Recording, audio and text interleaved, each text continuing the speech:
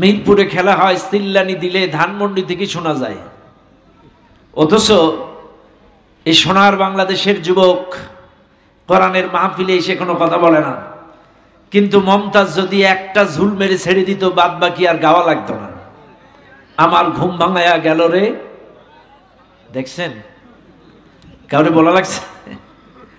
কিন্তু যেখানে যেটা সেটা না করে উল্টাটা, আমরা সব সময় উল্টা পথেই চলি। আসেন আমার সাথে একটু কথা বলবেন। কথা বললে লাভ কি? এমন কোনো গুনাহ নাই মানুষ করে নাই।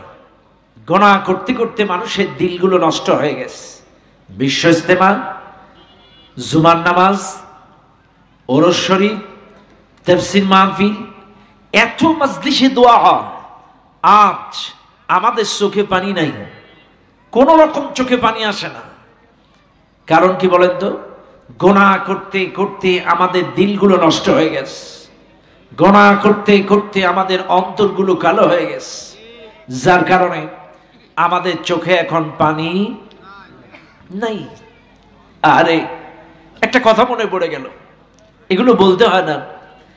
একবার প্রথমবার যখন আমি হজে যাই, প্রথমবার, তো আমার সঙ্গে একজন ছিল ব্যক্তি, আমি এত কান্দি, আমার পাশে এই লোকটা থাকে, কখনোই তার চোখে পানি দেখি নাই। এই মিয়া কান্দেন না কিনলেই বলে, আমি চেষ্টা করি কিন্তু হয় না। এখন আমি বললাম আগে তওবা করতে হবে, তারপরে চেষ্টা করতে হবে। বলছে তাহলে আপনি আমারে তওবা করান। মন কান দিয়ে আন্তরিকতার সাথে তওবা করালাম, আন্তরিকতার সাথে তওবা করালাম 10 মিনিট ধরে। এরপরে বলছে ভাই থাইল্যান্ডের তওবা। বুঝলাম না। বলছে এটা তো দেশি তওবা করাইছেন, থাইল্যান্ডে যে যে গুনাহগুলো করছে এটা তওবা। থাইল্যান্ডের তওবা করালাম। এরপরে বলছে মালয়েশিয়ার তওবা, মালয়েশিয়ার তওবা করালাম। এরপরে বলছে কি সিঙ্গাপুরের তওবা। তার মানে যেই যেই দেশে অকারেন্স গুলো করছে জনে জনে সেই দেশের তওবা করাতে হবে। হাই রে হাই, সবকিছুর মালিক আল্লাহ।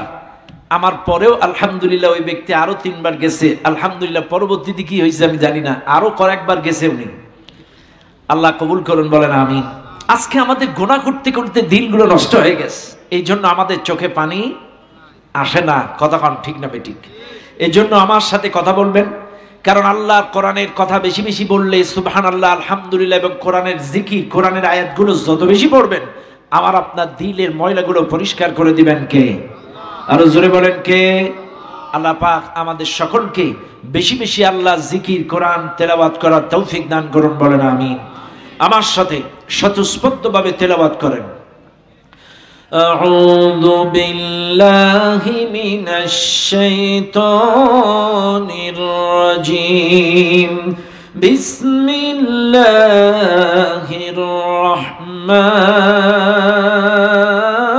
রাহমানির রাহিম। ওয়া ইয়াওমা ইয়া'আদ্দু আয-যালিমু আলা ইয়াদাইহি ইয়াকুলু ইয়া লাইতানি اتخذت مع الرسول سبيلا يا ويلتى ليتني لم أتخذ فلانا خليلا صدق الله العظيم। সূরাটির নাম সূরাতুল ফুরকান। সূরাটা নাযিল হয়েছে মক্কায়। এই সূরাটির মোট আয়াত সংখ্যা 77, রুকু সংখ্যা 6। এই সূরাটা 25 নম্বর সূরা। এই সূরাটি 27 এবং 28 নম্বর আয়াত আমি আপনাদের সামনে তেলাওয়াত করেছি। মনে রাখবেন, কোন আয়াতের তাফসীর জানতে গেলে, বুঝতে গেলে আগে জানতে হয় শানে নুজুল। আয়াতটা কোথায় নাজিল হলো, কেন নাজিল হলো, স্থান, কাল, পাত্র, প্রেক্ষাপট, সময়টা কি ছিল, শানে নুজুল যদি জানা যায়, তেলাওয়াতকৃত আয়াতের মূল বিষয়বস্তুটা আয়নার মতো ক্লিয়ার হওয়া যায়।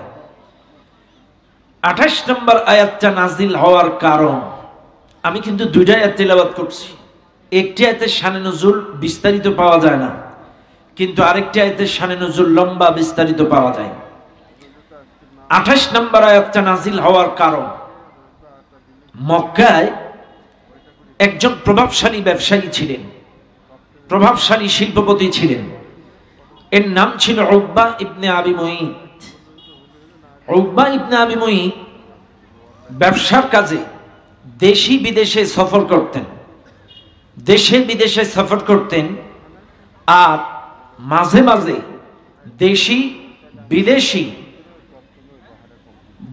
বিদেশি শিল্পপতি, ব্যবসায়ী, স্বনামধন্য ব্যক্তিদেরকে, নেতৃত্ব স্থানীয় বড় বড় নেতাদেরকে দাওয়াত করে করে তার বাড়িতে খানা খাওয়াইতেন। ভালো করে বুঝেন, দেশে বিদেশে সফর করতেন ব্যবসার খাতিরে। দেশে এবং বিদেশে স্বনামধন্য ব্যবসায়ী, শিল্পপতি, নেতা, এই জাতীয় মানুষদেরকে দাওয়াত করে করে তার বাড়িতে মাঝে মাঝে খানা খাওয়াইতেন। এমন একদিন তার বাড়িতে পূর্ব পরিকল্পিতভাবে একটি মাজলিস করার জন্য প্রস্তুতি নিচ্ছেন। সকল নেতৃবৃন্দ, স্বনামধন্য ব্যক্তিদেরকে দাওয়াত করে খাওয়াবেন। হঠাৎ এক ব্যক্তি এসে বলছে, উকবা ইবনে আবি মুঈত, তুমি তোমার বাড়িতে অনেক স্বনামধন্য ব্যবসায়ী, শিল্পপতিদেরকে দাওয়াত করে খানা খাওয়াইছো, কিন্তু আজ অব্দি মুহাম্মদকে তোমার বাড়িতে কোনোদিন খানা খাওয়াইতে পারো নাই। মুহাম্মদও কিন্তু বড় ব্যবসায়ী, এরও কিন্তু সুনাম আছে, ব্যবসার সুনাম আছে। মুহাম্মদকে কখনো পর্যন্ত, আজও পর্যন্ত তোমার বাড়িতে খানা খাওয়াইতে পারো নাই। এখন উকবা ইবনে আবি মুঈত চিন্তা করছে, কম বেশি সবাইরে খাওয়ালাম, মুহাম্মদকে কখনো খাওয়ানো হয় না, এটা তো ঠিক। চাইলে আমি মুহাম্মদকে যে কোনো কায়দায় আমার বাড়িতে খানা খাওয়াবো। এই নিয়ত করে রাসূলুল্লাহর বাড়ি চলে গেলেন। নবীজির বাড়ি যেয়ে বলছে, হুজুর, আমি আপনাকে আমার বাড়িতে দাওয়াত করে খানা খাওয়াইতে চাই, আমার বাড়িতে দুটো ডাল ভাত খাওয়াইতে চাই। নবীজি বলছে, উকবা ইবনে আবি মুঈত, তুমি কি জানো না আমি কোনো কাফেরের বাড়ি, মুশরিকের বাড়ি দাওয়াত খাই না? তুমি কি জানো না আমি কোনো মুশরিকের বাড়ি দাওয়াত অ্যাকসেপ্ট করি না? উকবা ইবনে আবি মুঈত বলছে, হুজুর, আমি কোন শর্ত মানলে আপনি দাওয়াত কবুল করবেন? কোন শর্ত মানলে, কোন দাবি পূরণ করলে আমার বাড়িতে দাওয়াত কবুল করবেন? নবীজি ডাক দিয়ে বলেন, উকবা ইবনে আবি মুঈত, আমি তোমার বাড়িতে দাওয়াত খেতে পারি একটা শর্তে।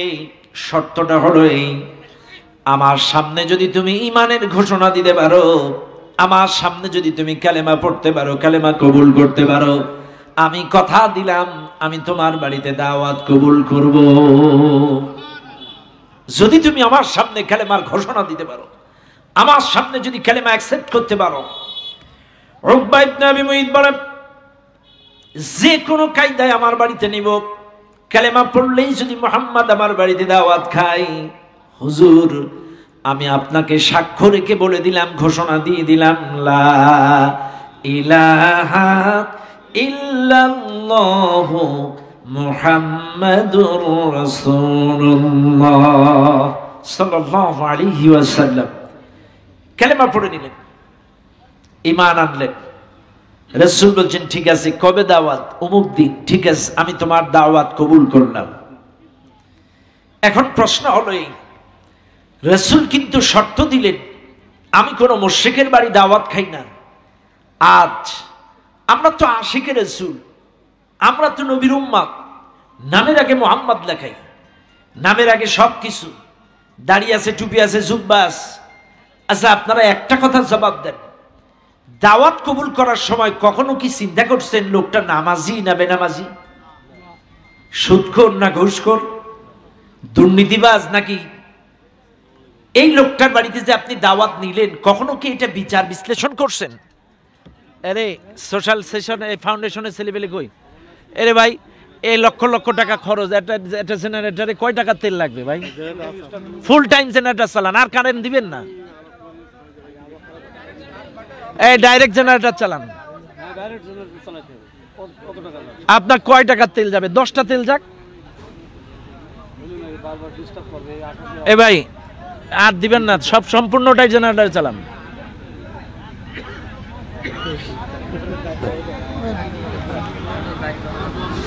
আমাদের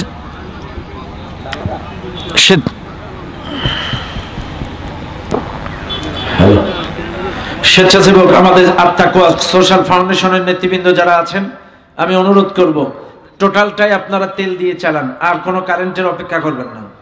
এমনি ওয়েদার খারাপ, আপনারা ফুল টাইম জেনারেটর দিয়ে চালান, কয়টা তেল যাবে?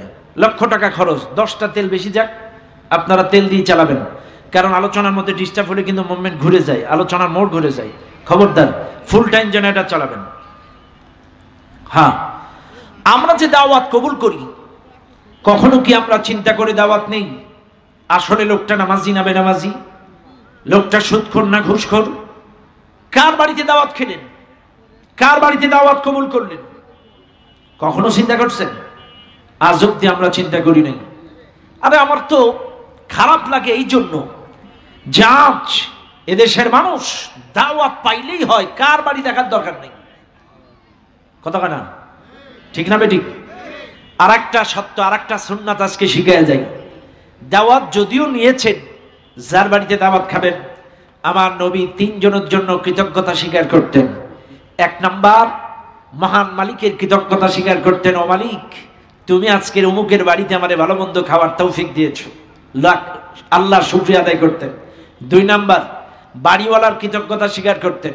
অমুক বাড়িওয়ালা আমাদের দাওয়াত করে খাওয়াইছে, তার জন্য, তার বরকতের জন্য, তার জন্য দোয়া করতেন। এবং 3 নাম্বার, বাড়িওয়ালির জন্য দোয়া করতেন, যেই মহিলা রান্না করে খাওয়াইছে। কারণ দেখেন, পুরুষদের কাম কিন্তু বাজার করে এনে দেওয়া, খড়ি দিয়ে, কাঠ দিয়ে, কুটে বাইসে, মাল মশলা দিয়ে রান্না করে প্রেজেন্ট করা সবচাইতে কষ্টের কাজ হলো মহিলাদের। রাসূল 1 আল্লাহর কৃতজ্ঞতা স্বীকার করতেন, 2 বাড়িওয়ালার জন্য দোয়া করতেন, 3 গৃহিণীর জন্য দোয়া করতেন। এটা ছিল রাসূলের আমল। সাহাবা হযরত ওমরের বেলায়ও দেখা গেছে, ওমর রাদিয়াল্লাহু তাআলা আনহু এই আমলটা করতেন। কাজে আপনারা যদি কখনো দাওয়াত খেতে যান, এটা মাথায় রাখবেন। আসেন, দাওয়াত কবুল করলেন। উকবা ইবনে আবি মুইত দাওয়াত দিয়ে চলে আসলেন আজকে মাজলিসের দিন। উকবা ইবনে আবি মুইত কিন্তু চালাক কম না। যেদিন রাসূলকে দাওয়াত দিয়েছেন, ওই দিন শুধু নবীজিকে একা দাওয়াত দেয়নি, আরো সুনামধন্য ব্যবসায়ী, শিল্পপতি, বড় বড় নেতাদেরকে দাওয়াত দিয়েছে। আব্দুল্লাহ ইবনে উবাইরে দাওয়াত দিছে। আব্দুল্লাহ ইবনে উবাই কিন্তু তখন মুসলমান হয়নি। আব্দুল্লাহ ইবনে উবাইরে দাওয়াত দিছে, ওয়ালিদ বিন মুগিরারে দাওয়াত দিছে, আবু লাহাবরে দাওয়াত দিছে। মক্কার বড় বড় নেতা কাফেরদেরকে, ব্যবসায়ীদেরকে দাওয়াত দিছে। এখন উকবা ইবনে আবি মুইত খুব চালাক, চিন্তা করছে এদিকে কাফের, এদিকে মুসলমান মুহাম্মদ, যদি একসাথে একই মাজলিসে হয়ে যায়, মুখোমুখি হয়ে যায়, এটা গন্ডগোল বাইতে যেতে পারে। কাজে একসাথে খাওয়ানো যাবে না, মুহাম্মদরে আগে ভাগে খাওয়াইয়া বিদায় করে দিতে হবে। মুখোমুখি এক জায়গায় বসানো যাবে না, কারণ এরা কাফের, মুহাম্মদ মুসলমান, একসঙ্গে এক মাজলিসে বসানো যাবে না, আগে ভাগে খাওয়াইয়া বিদায় করে দিতে হবে।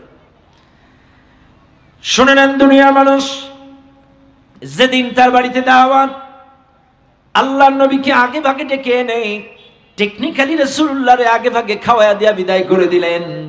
কিছুক্ষণ পরে কাফের নেতৃবৃন্দ আসলেন। আব্দুল্লাহ ইবনে উবাই, ওয়ালিদ বিন মুগিরা, আবু লাহাব, বড় বড় নেতৃবৃন্দ, বড় বড় ব্যবসায়ীরা আসলেন। আসার পরে আব্দুল্লাহ ইবনে উবাই ছিল উকবা ইবনে আবি মুইতের বাল্য বন্ধু। উকবা ইবনে আবি মুইতের সাথে তার খুব ভালো রিলেশন ছিল। উকবা ইবনে আবি মুইতকে ডেকে বলে, আব্দুল্লাহ ইবনে উবাই বলছে, উকবা ইবনে আবি মুইত, শুনলাম তুমি নাকি মুহাম্মাদের হাতে ইসলাম কবুল করেছো, শুনলাম তুমি নাকি মুহাম্মাদের হাতে হাত দিয়ে বায়াত গ্রহণ করেছো, আমি শুনলাম তুমি ঈমানের ঘোষণা দিয়েছো, সত্য করে বলো বন্ধু, তুমি কি কালেমা পড়ে মুসলমান হইছো নাকি? উকবা ইবনে আবি মুইত বলছে, বন্ধু কালেমা পড়ছি, কায়দায় না বেকায়দায় পড়ে পড়ছি। বুঝলেন না আপনারা? কালেমা পড়ছি কায়দায় না বেকায়দায়। আমি মুহাম্মদকে চাইছিলাম সমস্ত ব্যবসায়ীদেরকে, সুনামধন্য শিল্পপতি ব্যবসায়ীদেরকে দাওয়াত করে আমার বাড়িতে খানা খাওয়াবো, কিন্তু মুহাম্মদ আমারে সত্য দিল, ঈমান না আনলে, কালেমা না পড়লে কবুল করবে না।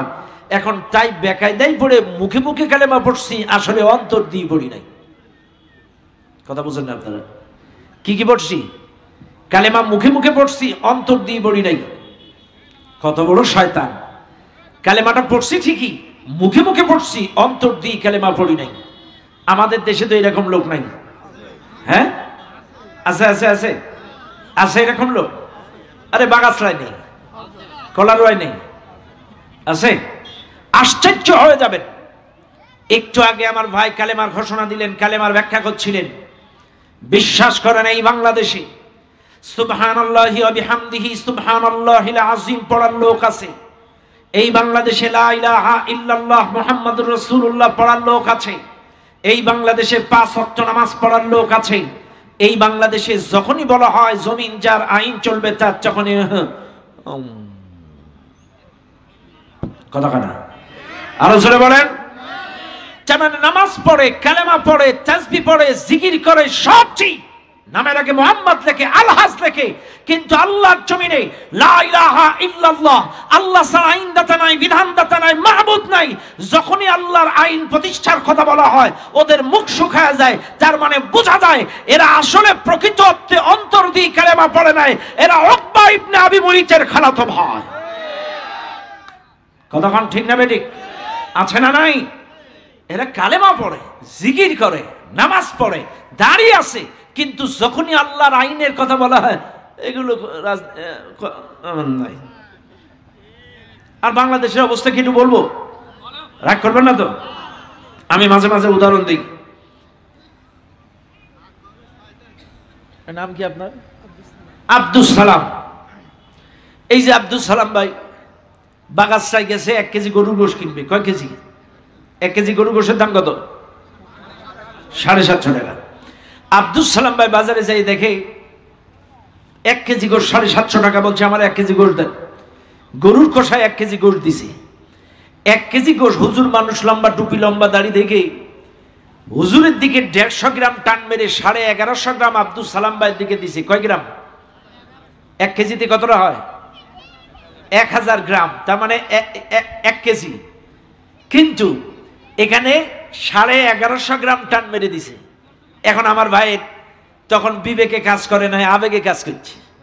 আরে 150 বেশি, 150 বেশি, 150 বেশি, সেই খুশি। গোশ নিয়ে যখন কেসমত ইলিশপুরের দিকে আসছে, চিন্তা করছে 750 টাকা কেজি, 150 গ্রাম বেশি দিলে ওর লাভ হবে কি? আসলে কি বেশি দিছে? পাশের এক পাল্লায়, দাড়ি পাল্লায় ওজন দিয়ে দেখে টোটাল 850 গ্রাম। কতটা টোটাল? নাই কতটা? 300 গ্রাম নাই। কতটা নাই? উপরে 150 নাই, মূলে 150 নাই। উপরে দিছিল 1150, উপরে 150 নাই, মূলে 150 নাই, 300 গ্রাম নাই। এখন আমার ভাইয়ের তখন বিবেকে কাজ করছে। ভাই চিন্তা করছে এটা তো প্রতিবাদ করা দরকার। আগামীকাল সকালে নতুন গরু জবাও করবে, কাল যাই প্রতিবাদ করবে। পরের দিন সকালে নতুন গরু জবাও হয়েছে। আব্দুল সালাম ভাই গোশের দোকানে যে কানে হাত দিয়ে প্রতিবাদ জানাচ্ছে, যেহেতু হুজুর মানুষ, হুজুরিও কায়দায় প্রতিবাদ জানাচ্ছে। وأقيموا الوزن بالقسط ولا تخسروا الميزان وأقيموا الوزن بالقسط ولا تخسروا الميزان وأقيموا الوزن بالقسط ولا تخسروا الميزان। যতক্ষণ গোশা ছিল একটা আয়াতই বারবার তিলাওয়াত করছে। এখন গরুর গোশালা সারাদিন বেচা কেনা করে গুনে দেখে যে বাহ, ভালোই বিক্রি হয়েছে। এখান থেকে 20টা টাকা আব্দুল সালাম বাইরে দিছে। হুজুর আপনি আমার দোকানে কোরআন পড়ার কারণে আজকে আমার বেচা ভালো হয়েছে, নেন 20টা টাকা নিয়ে চা খেয়ে গলা ঠিক করেন। আব্দুল সালাম ভাই বাড়ি চলে গেছে। পরের দিন সকালে আবার আসছে। আজকে 10 জন কাস্টমার দোকানে সিরিয়াল দিয়ে গোশ নিচ্ছে। আব্দুল সালাম ভাই গত পরশু দিন ওজনে কম দিছিল, গতকালকে সেটা আরবিতে প্রতিবাদ জানাইছে, ও বোঝে নাই 20 টাকা দিছে চা খাইতে। আজকে এটার বাংলায় ব্যাখ্যা হবে, বুঝেন? কিন্তু গতকালকে কিসে ব্যাখ্যা করছে? আরবিতে। আজকে এটার বাংলায় হবে। আজকে 10 জন কাস্টমার গোশ নিচ্ছে। আব্দুল সালাম ভাই কানে হাত দিয়ে বলছে, ওই যে গতকালকে যেটা আরবিতে কইছে এটা বাংলায়। ওজনে কম দিও না, মানুষকে ঠকায় না, ওজনে কম দিও না, মানুষকে ঠকায় না, ওজনে কম দিও না, মানুষকে ঠকায় না, ওজনে কম দিও না। আজকেও তো 20 টাকা দেবে। কি দিবে? আসতে কন, কি দিবে? যেটা দিয়ে গোশ কাটে এটার নাম কি? কুপা। কুপা উঁচু করছে, যাবি না দেব। কথা কন, কথা কন। কুপা উঁচু করছে, যাবি না দেব। আমার বাংলাদেশের অবস্থাও বর্তমান তাই। কথা বলেন না কেন? একটু বুকে হাত দিয়ে প্রশ্ন করেন। মাগরিবের নামাজ দিয়ে ইমাম সাহেব জাহিরি তেলাওয়াত করে, জোরে জোরে তেলাওয়াত করে মাগরিবের নামাজ পড়ে। মসজিদে জাতীয় পার্টি, জামাত, 4 দল, 14 দল, 18 দল। এই মসজিদে তাবলীগ, চরমনায় আহলে হাদিস, বিএনপি, জামাত, জাতীয় পার্টি সকল দলের লোক নামাজ পড়ে। একটা দলের লোক রাগ করে না। এশার নামাজে কোরআন তিলাওয়াত জোরে হয়, একটা দলের লোক রাগ করে না। ফজরের নামাজ কোরআন তিলাওয়াত জোরে হয়, একটা দলের লোক রাগ করে না। জুম্মার নামাজে কোরআন তিলাওয়াত জোরে হয়, একটা দলের লোক রাগ করে না। কিন্তু আমরা যখন তাফসীর মাহফিলে এই কোরআনের তাফসীর করি, আলা লাহুল খালকু ওয়াল আমর ইনিল হুকমু ইল্লা লিল্লাহ, জমিন যার, আইন চলবে তার, হুকুম চলবে তার, এক শ্রেণীর কপাল পোড়া মুসলমান বলে ওই হুজুর রাজনীতি করছে। কথা বলেন ঠিক না বেঠিক? আরো জোরে। মাগরিবের নামাজের রাজনীতি হইল না, এশার নামাজের রাজনীতি হইল না, ফজরের নামাজের রাজনীতি হইল না, জুমার নামাজের রাজনীতি হইল না, তাফসীর করে ব্যাখ্যা করে দিলে রাজনীতি। আরে বাটপার, কথা বলা না। তার মানে কি, মাগরিবে আরবিতে পড়ছে, ঈশায় আরবিতে পড়ছে, ফজরে আরবিতে পড়ছে, ওইটার ব্যাখ্যা বোঝা নাই। কিন্তু আমরা যখন তাফসীর মাহফিলে ব্যাখ্যা করে ছেড়ে দেই,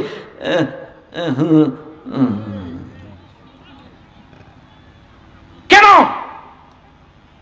কেন এমন মানসিকতা কেন আপনার? নামের আগে মোহাম্মদ লেখেন, আলহাজ লেখেন, নিজেকে মুসলমান দাবি করেন, অথচ আল্লাহর আইনের কথা শুনলে আপনার মুখ শুকায় যায়। আল্লাহর জমিনে দিন প্রতিষ্ঠার কথা বললে, কোরআনী শাসন প্রতিষ্ঠার কথা বললে মুখ শুকিয়ে যায়। কেন শুকিয়ে যায়? 16 বছরে আমরা এই কথা বলেছি, তোমাদের কারোর মুখ শুকায়নি। 16 বছরে জমিন যার, আইন চলবে তার, তোমরা আরো বাহবা দিয়েছো। 16 বছরে কেউ আল্লাহর আইনের বিরোধিতা করনি। আবার একই ব্যক্তি 16 বছর পরে এই কথা শুনলে রাগ করো কি জন্য? তাহলে বোঝা যায় তোমার ঈমান মুখে মুখে, অন্তরে তোমার কোনো ঈমান নয়। অন্তরে যদি ঈমান থাকতো, তুমি কখনো আল্লাহর আইন আর কোরআনী শাসনের বিরোধিতা করতে পারতে না। খারাপ লাগছে আপনাদের? রাগ করবেন না বাবাজি, বুঝবেন কিন্তু। রাসূলকে আগে ভাগে টেকনিক্যালি খাওয়াই দিয়ে চলে গেল আব্দুল্লাহ ইবনে উবাই, বলছে তুমি কালেমা পড়ছো, ইসলাম কবুল করছো? বলছে কালেমা পড়েছি, অন্তরে নয়, মুখে মুখে পড়ছি। তখন আব্দুল্লাহ ইবনে উবাই বলছে তুমি যে মুখে মুখে কালেমা পড়ছো, এর একটা পরীক্ষা দেওয়া লাগবে। তুমি যে মুখে মুখে কালেমা পড়ছো, একটা পরীক্ষা দেওয়া লাগবে। তুমি যে অন্তর দিয়ে কালেমা পড়ো না, এর একটা বাস্তব পরীক্ষা দেওয়া লাগবে। তখন উকবা ইবনে আবি মুঈত বলছে হ্যাঁ আমি পরীক্ষা দিতে রাজি। বলছে কি পরীক্ষা? বলছে আমার সাথে এই মুহূর্তে তুমি রাসূলুল্লাহর বাড়িতে যাবা। রাসূলুল্লাহর বাড়িতে যাই রাসূলকে উদ্দেশ্য করে থুতু নিক্ষেপ করতে হবে। কারণ নাউজুবিল্লাহ। কে বলতেছে? আব্দুল্লাহ ইবনে উবাই, ওর বন্ধু, উকবা ইবনে আবি মুঈতের বন্ধু। বলছে তুমি আমার সাথে যে রাসূলুল্লাহর উপরে থুতু মারবা, যদি থুতু মারতে পারো আমি বুঝবো তুমি মুখে মুখে পড়ছো, অন্তর দিয়ে কালেমা পড়ো নাই। আজ যদি তুমি তা না পারো, মনে করবো তুমি কালেমা পড়েছো, অন্তর দিয়ে ইসলাম কবুল করে ফেলেছো। তখন উকবা ইবনে আবি মুঈত বলছে ঠিক আছে, আমি যা বলি তাই, আমি মুখে মুখে পড়ছি, অন্তর দিয়ে পড়ি নাই, চলো আমার সাথে মুহাম্মাদের বাড়ি। উকবা ইবনে আবি মুঈত, আব্দুল্লাহ ইবনে উবাই দুই বন্ধু মিলে রাসূলুল্লাহর বাড়িতে চলে গেলেন। নবীজি বসা ছিলেন, রাসূলকে উদ্দেশ্য করে থুতু নিক্ষেপ করলেন। নবীজি টেকনিক্যালি জায়গা থেকে সরে গেলেন, নবীজির গায়ে থুতুটা লাগে নাই। ঠিক ওই মুহূর্তে আল্লাহর পক্ষ থেকে সূরাতুল ফুরকানের এই আয়াতটি রাসূলুল্লাহর কাছে নাজিল হয়ে গেল। আল্লাহ পাক বলে দিলেন কিয়ামতের দিন এই মানুষগুলো আফসোস করবে বন্ধুত্বের কারণে। ইয়া ওয়াইলাতা লাইতানি লাম আত্তাখিজ ফুলানান খলিলা, হায় আফসোস দুনিয়ায় যদি এদেরকে বন্ধু না বানাতাম, হায় আফসোস দুনিয়ায় যদি নাস্তিকদের বন্ধু না বানাতাম, হায় আফসোস দুনিয়ায় যদি সুদখোরকে বন্ধু না বানাতাম, হায় আফসোস দুনিয়ায় ওই লম্পটকে যদি বন্ধু না বানাতাম, হায় আফসোস দুনিয়ায় ওই চাঁদাবাজদের যদি বন্ধু না বানাতাম। এই বন্ধুত্বের কারণে কিয়ামতে বুকে হাত থাপড়াবে আর আফসোস করতে থাকবে। এই আয়াতটার সাথে সাথে রাসূলের কাছে নাজিল হয়ে গেল। আপনারাই বলেন উকবা ইবনে আবি মুঈত কি ব্যক্তি ইচ্ছায় গেছিল রাসূলের বাড়ি থুতু মারতে, নাকি বন্ধু আব্দুল্লাহ ইবনে উবাইয়ের পাল্লায় পড়ে গেছে? হ্যাঁ, আব্দুল্লাহ ইবনে উবাইয়ের পাল্লায় পড়েই রাসূলুল্লাহর বাড়িতে যে থুতুটা মারছে। চাইলে এখান থেকে স্পষ্ট বোঝা যায় এই বন্ধুত্বের পাল্লায় পড়েই কিন্তু খারাপ কাজটা করছে। এই জন্য এই বন্ধুত্বের কারণে কিয়ামতে মানুষ আফসোস করবে, হায় আফসোস দুনিয়ায় কেন ওদেরকে বন্ধু বানালাম, হায় আফসোস দুনিয়ায় যদি ওদেরকে বন্ধু না বানাতাম। এই অসৎ সঙ্গের কারণে কিয়ামতে আফসোস করবে। শুনে নেন এই মাহফিলের জনগণ, আমার কথা রাগ করবেন না। আমি জানি এই কিসমত ইলিশপুরে কেউ বিড়ি সিগারেট খায় না, যদিও দু একজন খায়, কিন্তু বুকে হাত দিয়ে চোখ বন্ধ করে চিন্তা করেন তো, এটা কি মায়ের পেট থেকে শিখে আসছিলেন? আপনার মাই শিখাইছে, আব্বাই শিখাইছে, কে শিখাইছে? কোনো না কোনো বন্ধু আপনার এই কসিং করাইছে। এই কথা কন না কেন? গাঁজা খাওয়া কে শিখাইছে? কোনো না কোনো বন্ধু শিখাইছে। বিড়ি খাওয়া কে শিখাইছে? আপনার কোনো না কোনো বন্ধু শিখাইছে। ওই পার্কে যে ইফটিজিং কে শিখাইছে? আপনার কোনো না কোনো বন্ধু শিখাইছে। আবল তাবল মজলিসে যেতে হবে এটা কে শিখাইছে? আপনার কোনো না কোনো বন্ধু এটা শিখাইছে। শুধু তা না, আজ আপনারা বুকে হাত দিয়ে বলেন, এই বন্ধুত্বের পাল্লায় পড়ে এক বন্ধু এসে বলল, চল 500 টাকা আর এক প্যাকেট খিচুড়ি ওই বাগাসরায় আজকে সাইদির বিরুদ্ধে মিছিল হবে, বাগাসরায় মতিউর রহমান নিজামের বিরুদ্ধে মিছিল হবে, বাগাসরায় আলেম ওলামার বিরুদ্ধে মিছিল হবে, জঙ্গিবাদের বিরুদ্ধে মিছিল হবে, চল 500 টাকা এক প্যাকেট বিরিয়ানি। ওই যে এক বন্ধু এসে আর এক বন্ধুরে বলল 500 টাকা এক প্যাকেট বিরিয়ানি। বন্ধুত্বের পাল্লায় পড়ে বুঝে না বুঝে বাজারে যে রাজপথে কোরআন বিরোধী, ইসলাম বিরোধী, আলেম ওলামার বিপক্ষে, কোরআনের পাখিদের বিপক্ষে রাজপথে মিছিল করেছে কপাল পোড়া এই যুবকেরা। কথা বলেন ঠিক কেনা? আরো জোরে বলেন। এই বন্ধুত্বের পাল্লায় পড়েই এই মিছিল মিটিং তারা করেছে। এতদিন ইসলাম বিরোধী স্লোগান দিয়েছে, কোরআন বিরোধী স্লোগান দিয়েছে, আলেম ওলামার বিরুদ্ধে স্লোগান দিয়েছে। তাইলে বোঝা গেল বন্ধুত্বের কারণেই উকবা ইবনে আবি মুইত আব্দুল্লাহ ইবনে উবাইয়ের উপরে রাসূলুল্লাহর উপরে থুতু মারছে।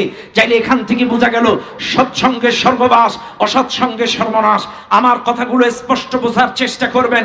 ভাইরে, আপনার বন্ধু যদি আজকের আহসানুল্লাহ জিহাদি হয়, আপনার বন্ধু যদি আজকের এই আব্দুল সালাম হয়, আপনার বন্ধু যদি কোরআনওয়ালা, নবীওয়ালা, ইসলামী আন্দোলনওয়ালা হয়, আপনার লাভ কি? 5 ওয়াক্ত নামাজ জামাতে পড়াবে, দারসুল কোরআন পড়াবে, দারসুল হাদিস পড়াবে, ইসলামী সাহিত্য পড়াবে। আপনার খুব জোর আপনার হাতে একটা রিপোর্ট বই তুলে দেবে। একটা রিপোর্ট বইয়ের মধ্যে আছে কি? 5 ওয়াক্ত নামাজ পড়ছো কিনা ঠিক দাও, দৈনন্দিন কোরআন পড়ছো কিনা ঠিক দাও, দৈনন্দিন হাদিস পড়ছো কিনা ঠিক দাও, দৈনন্দিন কতজন মানুষকে ইসলামের দিকে, আল্লাহর দিকে, কোরআনের দিকে ডেকেছো ঠিক দাও। এই আমলনামা প্রতি মাসে তোমার উপরের ইসলামী আন্দোলনের নেতাদের কাছে জমা দেওয়া লাগবে। আমল যদি ভালো হয় মান উন্নয়ন, আমল যদি খারাপ হয় তোমার কর্মৃত্ব বাতিল হতে পারে। আরে ভাই, আমি দলত্ব বুঝি না। যেই দলে আপনার নামাজের হিসাব নাই, যেই বন্ধুরা আপনার কোরআনের হিসাব নাই, যেই বন্ধুরা আপনার দারসুল হাদিসের হিসাব নাই, যেই বন্ধুরা আপনাকে ইসলামী সাহিত্যের হিসাব নাই, যেই বন্ধুরা আপনাকে মানুষকে দাওয়াত দেওয়ার কন্টাক্ট করে, গণসংযোগের কথা বলে, এই সাথে থাকলে, কারণ আমি বলেছি যার সাথে যার মহব্বত তার সাথে তার কিয়ামত। মান তাশাব্বাহা বিকওমিন ফাহুয়া মিনহুম। যার সাথে যার মহব্বত তার সাথে তার কিয়ামত। কোরআনওয়ালাদের সাথে যদি বন্ধুত্ব হয়, এই কোরআনওয়ালাদের সাথে আপনার জান্নাত হাসর নাসর হয়ে যাবে। আর যদি কোনো লম্পট, মাতাল, চোর, লম্পট, সন্ত্রাস, চাঁদাবাজের সাথে বন্ধুত্ব হয়, তাদের সাথে আপনার হাসর নাসর হয়ে যাবে। সৎসঙ্গে স্বর্গবাস, অসৎসঙ্গে রাগ করেন না বাপ। কোরআনওয়ালাদের সাথে থাকলে নামাজের হিসাব, কোরআনের হিসাব, হাদিসের হিসাব। আর যদি লম্পট, মাতাল, চোরেদের সাথে থাকেন, আজকের কয় জায়গায় চুরি করেছিস, দখল করেছিস, চাঁদাবাজি করেছিস, সেই হিসাব দাও। কথা না? এজন্য বিবেক আপনার। আমরা আপনাদেরকে অন্ধকার থেকে আলোর পথে ডাকার জন্য এসেছি। আল্লাহ বলেছেন, কিতাবুন আনজালনাহু ইলাইকা লিতুখরিজান নাস মিনাজ জুলুমাতি ইলান নূর। এই কিতাবটা আমি আল্লাহ নাজিল করেছি এই দুনিয়ার মানুষদেরকে অন্ধকার থেকে আলোর পথে ডাকার জন্য। চাইলে যারা অসৎসঙ্গ সঙ্গে আছে, তারা অন্ধকারে আছে, তাদেরকে সৎসঙ্গে আনার জন্যই আমাদের এই দাওয়াত। কথা বলেন ঠিক না বেটি? আমার আগে একটা ছেলে গান গেল না, এখনো যারা পায়নি দাওয়াত। আরে কত সুন্দর গান! শোনেন, আপনাদের গান তো শোনাবে আমাদের আব্দুল্লাহ আল নোমান ভাই এসছে ঢাকার থেকে, আরো ভালো ভালো শিল্পীরা আসছে, তারা আপনাদেরকে শোনাবে। আজকে আমি কিছু কথা আপনাদেরকে বুঝিয়ে যাই, এই জন্য আসেন। চাইলে বন্ধুত্বের ব্যাপারেই কিন্তু আয়াতটা নাজিল হয়ে গেল। কিয়ামতের দিন বন্ধুত্বের কারণে মানুষ আফসোস করবে। খারাপ বন্ধুর কারণে, অসৎ বন্ধুর কারণে, লম্পট বন্ধুর কারণে, মাতাল বন্ধুর কারণে, চোর বন্ধুর কারণে, চাঁদাবাজ বন্ধুর কারণে কিয়ামতের দিন মানুষ আফসোস করবে। ইয়া ওয়াইলাতা লাইতানি লাম আত্তাখিদ ফুলানান খলিলা। বুকে হাত থাপড়াবে আর আফসোস করবে।